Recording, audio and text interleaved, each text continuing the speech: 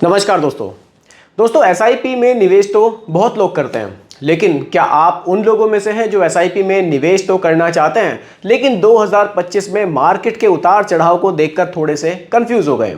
कभी आपको लगता है कि यार डेट फंड्स बढ़िया हैं, कभी आपको लगता है कि नहीं इक्विटी फंड से ठीक है, कभी आपको लगता है कि यार गोल्ड में निवेश करना ज़्यादा बेहतर है।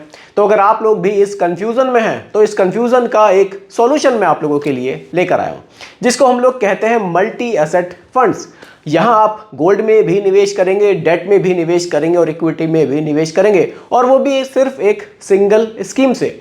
तो कैसे कुछ मल्टी एसेट फंड हमारे लिए काम करते हैं, कैसे इसके रिटर्न्स हैं, और 2025 में निवेश की शुरुआत करने के लिए ये म्यूचुअल फंड स्कीम आपके लिए कैसी रहने वाली है, इन सब चीज़ों को बिल्कुल डिटेल में और आसान भाषा में हम लोग आज समझने की कोशिश करेंगे। तो वीडियो आपके लिए बहुत ही ज़्यादा इंफॉर्मेटिव है, बहुत ही ध्यान से देखिएगा और समझिएगा। टॉपिक आपके सामने है गोल्ड का, डेट का और इक्विटी का जो मिश्रण है, इसी को हम लोग मल्टी एसेट फंड कहते हैं। इसकी पूरी डेफिनेशन भी आपको बताऊंगा, कैसे काम करता है, कैसे रिटर्न्स रहे हैं, सब कुछ एक एक पॉइंट को डिटेल में समझेंगे। थोड़ा सा धैर्य के साथ समझिएगा। सबसे पहले मल्टी एसेट फंड्स क्या होते हैं। देखिए, सेबी के रूल के मुताबिक कम से कम 3 एसेट क्लासों में इनको निवेश करना होगा। 3 एसेट क्लास में ये निवेश करेंगे और मिनिमम 10% का निवेश करना होगा।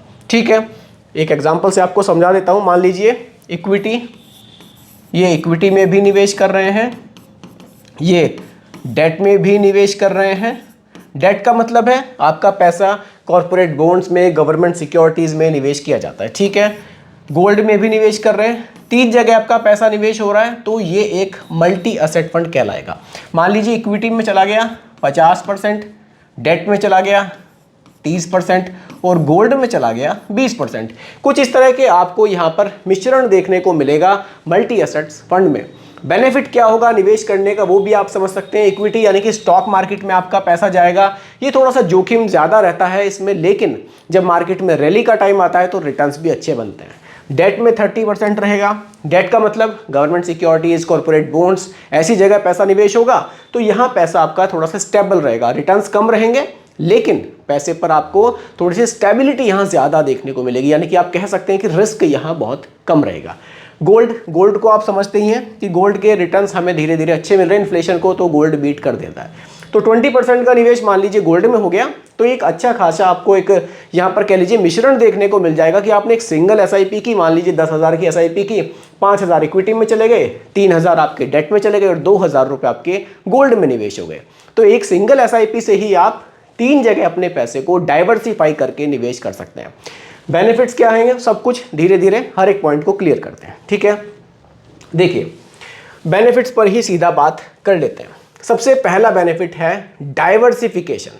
देखिए डाइवर्सिफिकेशन, जैसा कि मैंने अभी आपको एग्जांपल से दिखाया, आपका पैसा 3 जगह बट रहा है, यानी कि आप अपने पैसे को इक्विटी में भी निवेश कर रहे हैं, डेट में भी निवेश कर रहे हैं और गोल्ड में भी निवेश कर रहे हैं। तो सीधा पहला बेनिफिट तो हमें यही देखने को मिलता है। रिस्क मैनेजमेंट, देखिए यहाँ आपका पैसा थोड़ा सा, जब आप डाइवर्सिफिकेशन अच्छा करेंगे तो रिस्क भी यहाँ थोड़ा सा आपका घट जाएगा। घटने का रीज़न ये है कि अगर आप इसको कंपेयर करेंगे किसी प्योर इक्विटी म्यूचुअल फंड से, मान लीजिए आपने किसी लार्ज कैप म्यूचुअल फंड में निवेश किया, तो वहाँ क्या होगा, आपका पैसा पूरा का पूरा आपका पैसा सीधा इक्विटी में निवेश हो जाएगा, यानी कि स्टॉक मार्केट में ही पूरा पैसा निवेश होगा। यहाँ क्या बेनिफिट होगा कि आपका पूरा पैसा इक्विटी में निवेश नहीं हो रहा है, गोल्ड में भी जा रहा है और डेट में भी जा रहा है, तो यहाँ थोड़ा सा रिस्क बाकी जो प्योर इक्विटी म्यूचुअल फंड्स हैं उनके मुकाबले थोड़ा सा आप कह सकते हैं कि यहाँ कम हो जाता है। इन्फ्लेशन प्रोटेक्शन, देखिए यहाँ इन्फ्लेशन प्रोटेक्शन आप देख सकते हैं, यानी कि इन्फ्लेशन यानी कि महंगाई, जो महंगाई की दर है उससे ज़्यादा रिटर्न्स आपको मिलने चाहिए।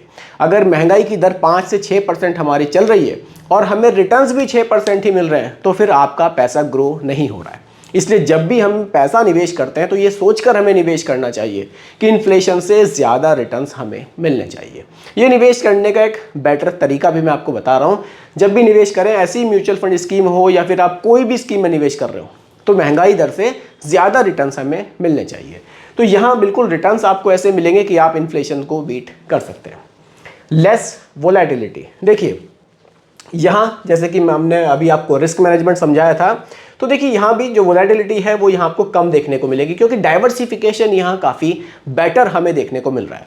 मान लीजिए अभी मार्केट में गिरावट का टाइम आया, तो यहाँ क्या है, डेट में भी आपका पैसा है, गोल्ड में भी आपका पैसा है। इक्विटी में जब हम देखते हैं कि रिटर्न्स गिरते हैं तो गोल्ड के रिटर्न्स बढ़ने लगते हैं, क्योंकि निवेश थोड़ा सा गोल्ड की तरफ लोग करने लगते हैं। और देखिए एक चीज़ और है, यहाँ जो ये मल्टी एसेट फंड होते हैं, यहाँ फंड मैनेजर को फ्लेक्सिबिलिटी भी होती है कि वो जो एक्सपोजर है इक्विटी, गोल्ड में और डेट में अपने हिसाब से रखते हैं, यानी कि वो इनको कम या ज़्यादा कर सकते हैं। तो ऐसे में फंड मैनेजर को फ्लेक्सिबिलिटी होने की वजह से यहाँ आपका जोखिम थोड़ा सा घट जाता है। कारण है, मान लीजिए मार्केट में गिरावट का लग रहा है टाइम है अभी, तो फंड मैनेजर यहाँ क्या करेंगे, आपके पैसे को डेट में भी बढ़ा सकते हैं और वो चाहे तो इसको गोल्ड में भी और बढ़ा सकते हैं। इससे क्या होगा, आप थोड़ा सा यहाँ जोखिम से बच जाएंगे, यानी कि आपका जो खतरा है वो थोड़ा सा घट जाएगा। Long term wealth creation. अब देखिए ये म्यूचुअल फंड जो स्कीम है ये लॉन्ग टर्म वेल्थ क्रिएशन के लिए बढ़िया है, क्योंकि यहाँ आपको SIP का ऑप्शन मिलता है।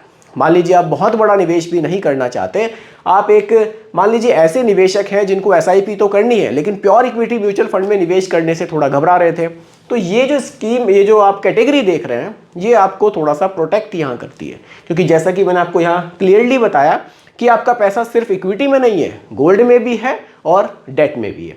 तो ये किन लोगों के लिए बढ़िया हो सकता है, ये तो आप खुद से भी आइडिया लगा सकते हैं कि जो मेरी रिस्क लेने की क्षमता है वो कैसी है।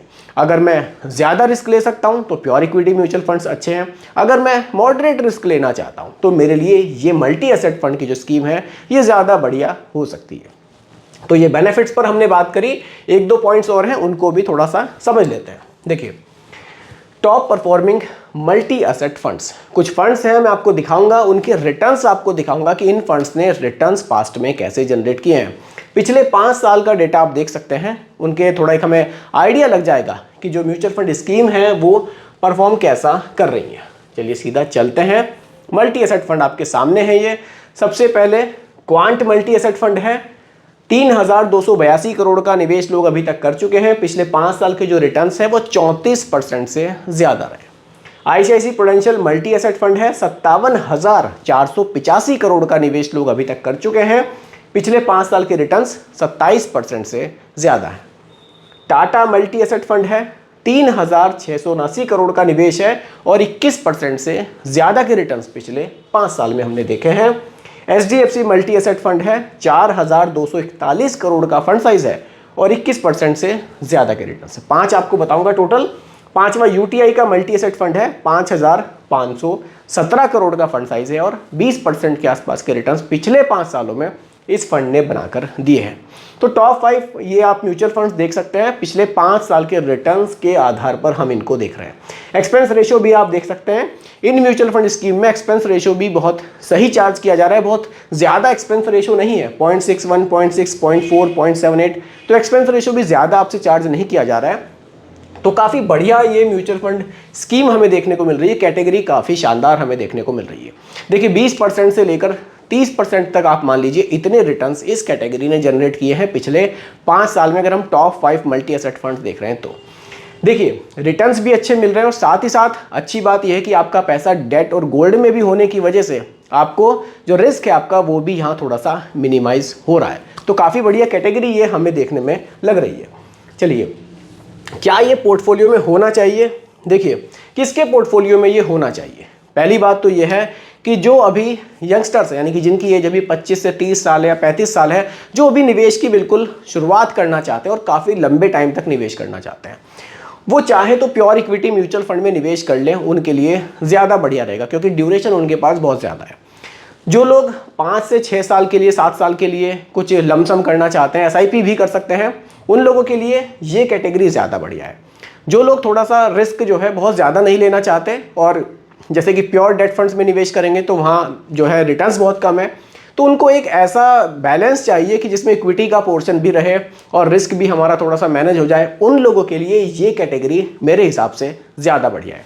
देखिए जो अभी स्टार्टिंग फेस में है, जिनकी नई नई जॉब है, जिनके पास अभी ड्यूरेशन बहुत लंबी है, जो अपनी SIP को 15 से 20 साल का टारगेट लेकर चल रहे हैं, वो प्योर इक्विटी म्यूचुअल फंड में निवेश करेंगे तो रिटर्न्स यहाँ के मुकाबले थोड़े से और बेटर बना सकते हैं। यानी कि जो लोग एक थोड़ा सा कंजर्वेटिव इन्वेस्टर आप कह लीजिए इस तरह के हैं, तो उनके लिए ये म्यूचुअल फंड स्कीम ज़्यादा बढ़िया हो सकती है क्योंकि इक्विटी में यहाँ पूरा पोर्शन ना होके एक पार्ट हमें इक्विटी का मिलता है, गोल्ड भी मिलता है, डेट भी मिलता है, तो उन लोगों के लिए ये ज़्यादा बढ़िया हो सकती है। तो दोस्तों ये टोटली जो आपका निवेश करने का एक तरीका है, जो आपकी रिस्क लेने की क्षमता है, उस पर ये कैटेगरी डिपेंड करेगी कि आपको निवेश करना चाहिए या फिर नहीं करना चाहिए। बाकी दोस्तों आप लोग मुझे कमेंट सेक्शन में ज़रूर बताइएगा क्या आप इस कैटेगरी में निवेश करना चाहेंगे। तो अगर निवेश करना चाहेंगे तो कितने टाइम के लिए आप इसमें निवेश करने का प्लान बना रहे हैं। तो दोस्तों यही आज की वीडियो का टॉपिक था। उम्मीद करता हूं कि टॉपिक आपको पसंद आया होगा। बाकी रिकमेंडेशन नहीं है, सिर्फ एजुकेशनल पर्पस वीडियो आप लोगों के लिए बनाई गई है। पसंद आई हो लाइक शेयर कीजिएगा, चैनल पर नए हैं सब्सक्राइब कीजिएगा। मिलते हैं जल्दी एक और नई वीडियो के साथ। धन्यवाद।